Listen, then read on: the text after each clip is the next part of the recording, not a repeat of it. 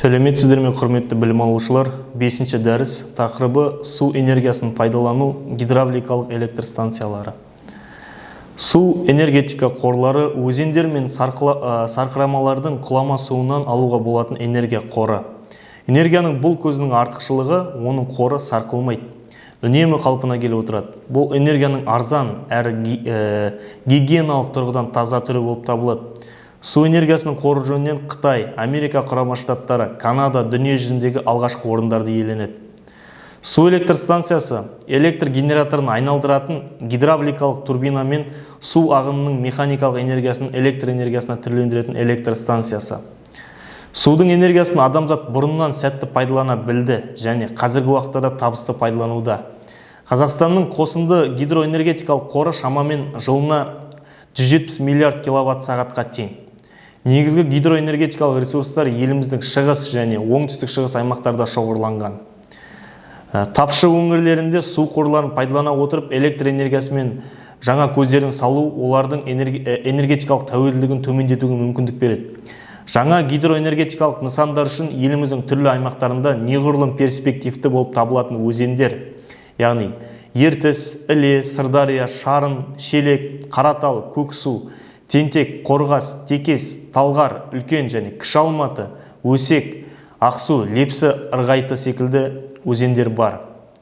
Тау-кен жер бедерінің болуы арқасында Қазақстанның шығысы мен оңтүстігі айтарлықтай гидроэнергетикалық потенциалға ие. Соңғы уақыттағы жобалар арасындағы ең елеулісі болып, Мойнақ ГЭС салынуы мен және Шардара ГЭСін жаңғыртылуы болып табылады. Осы екі жобада шетелдіктердің қатысу үлесі айрықша. Соның ішінде австриялық компания Андриц гидро өкілдерінің де бүгінгі күні олар Қазақстанда ИССИК-2 шағын ГЭСі мен Мойнақ ГЭСі үшін турбинаны жеткізуді жүзеге асырды. Бұл компания Шардара ГЭСін жаңғырту бойынша жұмыс істейді. Әлемде гидроэлектр станциясының маңызды ерекшеліктерінің бірі экологиялық қауіпсіздікке байланысты екенін сезіне бастады. Дәстүрлі емес гидроэнергетика шағын және микро ГЭС-қа қарағанда су тасқындары, толқындар мен ағымдардың механикалық энергиясын пайдалануына байланысты үлкен қуатқа есептелген. Қуаты 300 мегаватт Мойнақ ГЭСі мемлекеттік үдемелі индустриялық инновациялық даму бағдарламасы аясында және Қазақстан Республикасы электр энергиясын дамытудың 2030 жылға дейінгі бағдарламасына сәйкес салынған. Ол Алматы облысының Райымбек ауданындағы Шарын өзенінде орналасқан. Бұл бүгінгі күнгі Қазақстан бірегей электр желісінің оңтүстік аймағындағы Алматы, Жамбыл, Қызылорда және Түркістан облыстары электр энергиясы тапшылығын қысқартуға, жоғарғы жүктемелерді жабуға және энергия жүйесіндегі қуатты реттеуге байланысты міндеттерді табысты шешетін серпінді жобалардың бірі. Кәсіпорынның электр энергиясының орташа жылдық жобалық өндіру 1 миллиард киловатт сағаттың шамасына тең. Мойнақ ГЭСі 2018 жылдың 7 айында 649 миллион киловатт сағат электр энергиясын өндірді. Жалпы екінші энергоблок пайдалануға беру сәтінен бастап 2012 жылы су электр станциясы 5,9 миллиард киловатт сағат электр энергиясын өндірді. Айта кету керек, станция бірқатар технологиялық ерекшеліктер мен шешілетін міндеттер бойынша бірегей, яғни уникалды болып табылады. Және тек 39 ғана Самұрық энергетикалық холдингінің өндіруші қуаттарының қатарына ғана емес, сонымен қатар республиканың барлық қолданыстағы электр станцияларынан да ерекшеленеді. Шарын өзеніндегі Мойнақ ГЭСінің жобасы су қоймасы мен гидроагрегаттардың орналасу арасындағы 500 метр биіктік деңгейі бар деривациялық үлгідегі жоғары қысымды гидроэлектростанция. Мойнақ ГЭСі 1 мегаватт қуатты өндіруге қажет су шығыны бойынша әлемдік қолданыстағы гидроэлектростанцияларының арасындағы ең үздік көрсеткіштерге ие. Оның су шығыны секундына 0,25 текше метрді құрайды. Салыстыру үшін мәліметтер айта кететін болсақ, Қазақстанның Ертіс өзеніндегі ең ірі Шульбинск ГЭСінің меншікті су шығыны 3 метр секунд жылдамдықпен, яғни 5 мегаватт, ал Түркістан облысындағы Сырдария өзеніндегі Шардара ГЭСінің су шығыны 7,15 мегаваттқа тең. Станцияда жоғары техникалық параметрлер мен тиімділігі бар соңғы модификациядағы гидроагрегаттар орнатылған. Бөгетті ГЭС жөнінде айта кететін болсақ, бөгетті ГЭС-тің екі негізгі түрі бар. Біріншісіне өзен деңгейіне бөгет есебінен жасанды тіркеу құрайтын бөгеттік ГЭС жатады.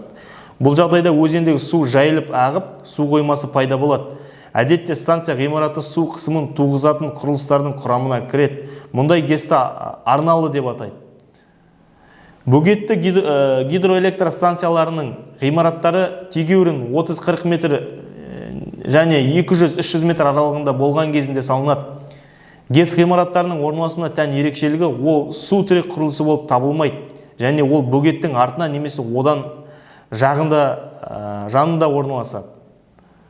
Бұл суретте көргендеріміздей бөгет қақпалар жоғарғы биіктің сәйкесінше ең үлкен және ең кіші деңгейлері қақпа сәйкесінше 6-шысы, қоқыстарды ұстап қалушы тор 7-шісі, электрогенератор 8-ші орналасқан нөмір, гидротурбина 9-шы, 10-шы, бұл жерде төменгі биіктің сәйкесінше ең үлкен және ең кіші деңгейлері көрсетілген.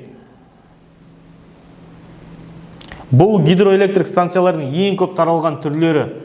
Олардағы судың қысымы өзенді толығымен бөгейтін бөгет орнату немесе ондағы судың деңгейін қажетті белгіге көтеру арқылы жасалады.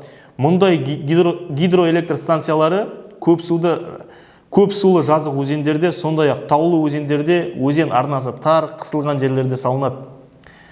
Деривациялық ГЭС. Деривация латын тілінен ауытқуды білдіреді. Мұндай электр станциясы үшін су өзеннен алынады және арнайы арнамен құбыр немесе ағаш науа түрінде орындалған. Электр станциясы салынатын жерге беріледі. Өзен мен станция орналасатын жердің деңгейлерінде едәуір айырмашылық болады. Деривациялық гидроэлектр станциясы 4-3 суретте көрсетілген.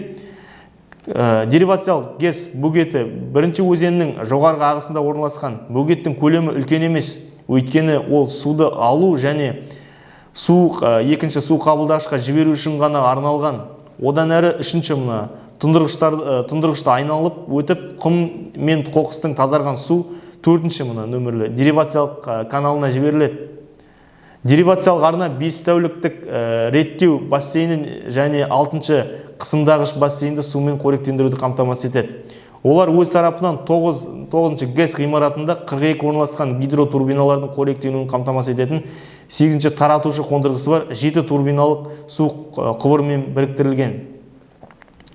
Турбинадан кейін су өзен арнасына қайта оралады. Өзен арнасы 10-ші артық суды ағызу жүзеге асырылады.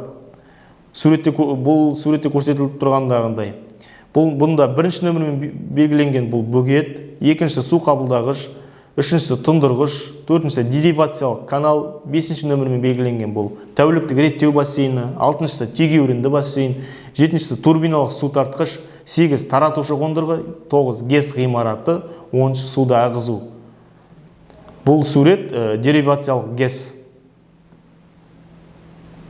Сонымен белгілі бір жағдайларда деривациялық каналдың ұзындығы өзен арнасына қарағанда едәуір аз болады. Оның қабырғалары кедір бұдыр болуы мүмкін, бірақ өзен түбінің табиғи кедір бұдырлығымен салыстырғанда деривациялық арна қабырғалары біршама тегістеу болады. Нәтижесінде деривациялық арна тегеруінің мәні бойынша қосымша ұтыстар бере алады. Алайда деривациялық ГЭС жұмысы әдетте өзендегі су шығынының ауытқуына өте сезімтал. ГЭС ғимаратында орналасқан энергетикалық қондырғыдан басқа, яғни гидротурбиналар, электрогенераторлар, кернеуді жоғарылатушы трансформаторлар, тарату құрылғылар және тағы да сол сияқты басқалар. Электр станциясының бірқатар гидротехникалық құрылымдары болуы тиіс. Мысалы, кем дегенде бөгет немесе деривациялық каналы болуы тиіс. Мұздан қорғау қабырғалары, балықтарды өткізу құрылымдары қажет болуы мүмкін. Ал егер өзенмен кеме жүретін болса, немесе орман ағаштардан сумен тасымалдаса, олар үшін қызмет ететін шлюздер де болуы мүмкін. Нәтижесінде гидроэлектр станциясы құны қымбаттайды және ресурстарды қажет ететін гидротехникалық құрылыстардың күрделі кешеніне айналады. ГЭС жабдықтары жеткілікті сенімді, ал шағын электр станциялар үшін тұрақты қызмет көрсету және бақылау талап етілмейді. Оларды басқару процестерін автоматтандыру жеңіл. Сондықтан бірнеше шағын ГЭС жұмысшы персоналдың тұрақты қатысуынсыз пайдаланыла алады. және орталық пультпен басқарыла алады. Оларға қызмет көрсетуге мерзімдік профилактикалық тексертулер жатады. Электр желісіне жұмыс істеу кезінде ГЭС түрлі функцияларды орындай алады. Базалық, жартылай немесе жоғары жүктемелерді жаба алады. Жоспарланған жүктеме түріне қатысты ГЭС типі және оның жабдықтарының құрамы таңдалады. Алыстағы аудандардағы шағын ГЭС автономды режимде жұмыс істей алады. Сонда олар тәуліктік және маусымдық жүктеме кестелерін қадағалауы тиіс. Негізінде бұл қандай да бір қиындықтарды тудырмайды. ГЭС жеткілікті маневрлік құрылуы мүмкін және бірнеше минут ішінде бос жүріс режимінен номиналды қуатқа өту керек. Бұл ГЭС жылу электр станцияларынан айтарлықтай ерекшеленеді. Бұл атап айтқанда, оларда авариялар кезінде энергия жүйесінің қуат резерві ретінде пайдалануға мүмкіндік береді. Назар қойып тыңдағандарыңызға көп рахмет.